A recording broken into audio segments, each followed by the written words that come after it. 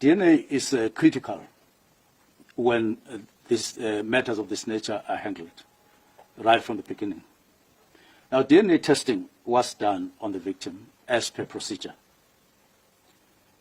And the outcome of those who were dealing with the matter was that no foreign DNA could be found on the victim. But in the course of time, there were 3 persons of interest who emerged. Now, that then required further DNA testing. What has since become clear since they started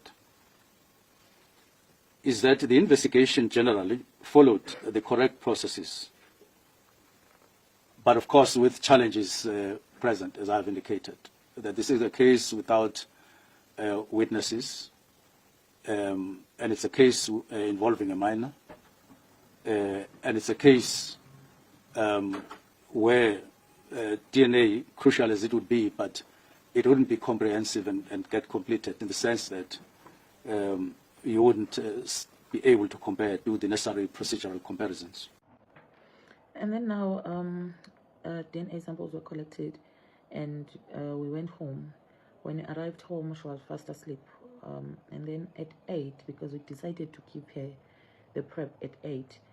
So by 8 p.m., we did woke her up, and I had a jug of water, my hand in a glass. So at the time she was crying. She said, "Mama, I want to get into this jug of water so that I'll get better." So I said to my husband, "No, this is not normal now, because I can tell this thing is affecting her psychologically." So we decided to drive to one of the hospitals in Potchefstroom, and we arrived in Potchefstroom at about 25 minutes past 12 midnight. Now we're on the 17th of October. Mind you, I'm pregnant at the time. And when we arrived, we had to explain to the staff that we're having this incident, even though we are aware that some private hospitals, they don't attend cases, but we had to plead. At least now we're allowed to get there, and then we got admitted. Now we are admitted, and at about 8, because my husband was sleeping on the car and I was sleeping in the ward with the child, and I called my husband. I asked her to come inside the ward because I needed to go and freshen up. So he came. When I was done, I overheard the conversation because I wanted to go and join them. I overheard the conversation, and my husband was asking my daughter, "Sisi, you came late on Monday, on the 14th. What happened?" And my daughter did explain that yes, they came late because Malume fetched them late on a Monday. By the time they were waiting for Malume, which is the transport Malume now, Malume, which is the caretaker, sent them to classrooms to go and sweep the classrooms. And the lady was like, "Oh, okay. And then who did you sweep with?" She said, "No, I was sweeping by myself." And by the time I was sweeping the floor, I got tired. I don't know what made me tired. I got tired. I don't know what happened after. Until then, I had Malume calling me, which is the caretaker now. I had Malume calling me saying that the transport has arrived. Then I came back home. Oh, okay, fine. Now, I had to call the police because we've opened the case. I had to call the police as to say, "No, we've got new information now," because remember, when we opened the case, our focus was on a Tuesday, yes, the 15th. We did not even look on what happened on Monday when she came back late from school. And then what I did, I went to the ward, I grabbed my phone, and then I went back to the bathroom. I called Umalume, transport Malume now. I said, "Malume, what happened on Monday? Why you came back late with the kids?" He said, "No, sister, I wasn't around." So I asked one of my colleagues, because we are driving the taxis of the same owner. So I asked him to go and fetch my kids from those schools like Bergview College. But on the day, I did receive a call from school at about 14:44. So it was 16 minutes to 3.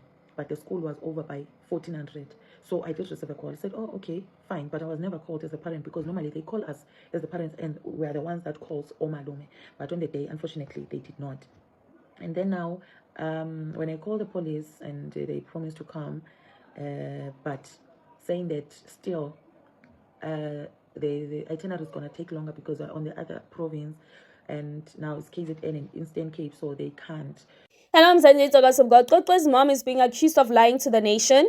Cwecwe's mother is currently facing serious accusation from Cwecwe and Cwecwe, who claim that she lied to the entire country and she is hiding something major concerning her child's case.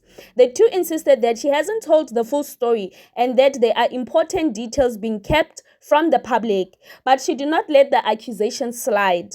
Cwecwe's mom went live on TikTok to respond her side of the story, revealing that everything started when her child began complaining about stomach ache. As a mother, she says she immediately took her child to a GP, followed every medical step that was given to her.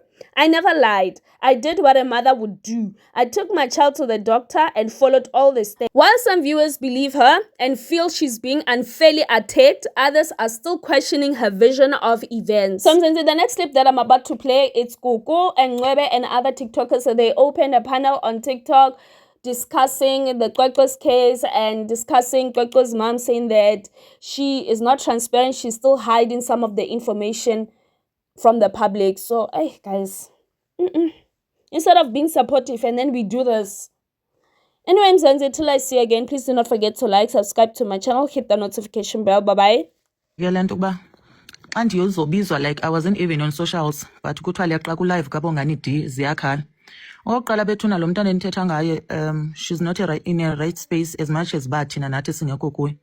Iyanibhida because inamba yami it's all over ka-WhatsApp calls, but kunabantu abane-assumptions ezihlaba enhliziyweni kwalapha kuthi. Because kaloku if bekhona into ongayi-understand, should have called. Can you please use English for all of us to understand? I'll try my best. I'll try my best, but Please. I'm not in the right space. But I feel like You're not in the right space. But can you allow me of to mind, of mind. Then are you going to speak with? Are you going to speak without being in the right state of mind? I'm speaking English, Mas. Okay, continue. It makes me some kind of worried if you guys are also parents, but you come here and you don't consult with me as to what happened to your child. Firstly, I took the child to a GP. She consulted with the GP. That's the one that said the child should lie with a side. And then from there, because I can hear you, Coco, saying that the doctor was supposed to bring on maybe the rape kit and whatsoever. But she was not in a state of doing that because she's a GP. That is why she ended up referring us to a psychologist. Then from there, we went to police station, went via the school, then police station. From police station, went to Zela. That's where the rape kit was used. I think your question have been asked, you like there's clarity now on your side. And Can also with TAPS, no, I'm still speaking. No.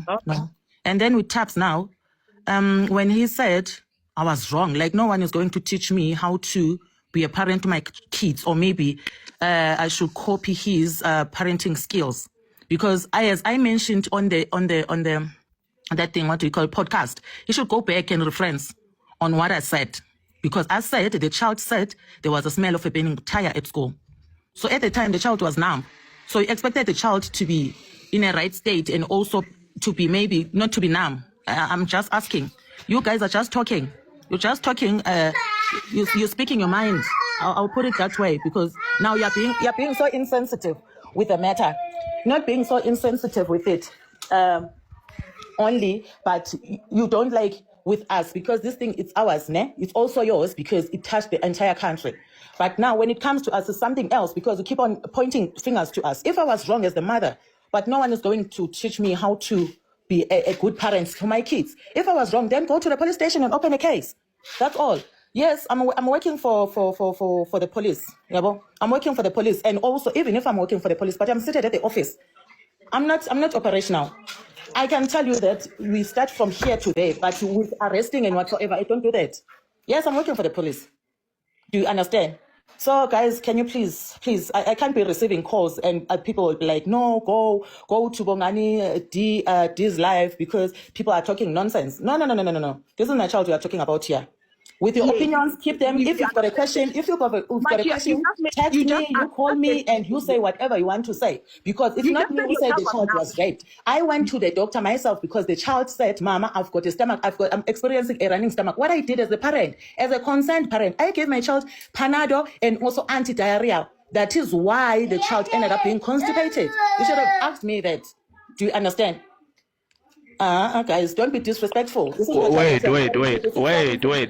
Can we give it to Coco? Wait, don't go, because we're gonna need you to answer questions. Coco, do you want something? Do you want to say something to her, please? She's gonna go. I wanted to say something. Now she's gone. She left. But say something. I think she's listening. You know what? Did you just hear? Yes. Now she's saying the child came to her saying that she's got a running stomach. We can literally go to the clip where she herself said that she is suspecting that her child is constipated because the child said, I have a tummy ache. And then the child then went to the loo for the first time, went to the loo for the second time. And then she said, I suspected that maybe this child is constipated. And then I gave her pain pills. And then I gave her a anti-diarrheal. We have the clips. But now she's saying the stomach that the child said, I have a running. Coco Kardashian, the Zimbabwean. If you find you tomorrow, anywhere in South Africa, you're going to face us. Don't dare to come intervene in Cwecwe mother's lifestyle. You are a devil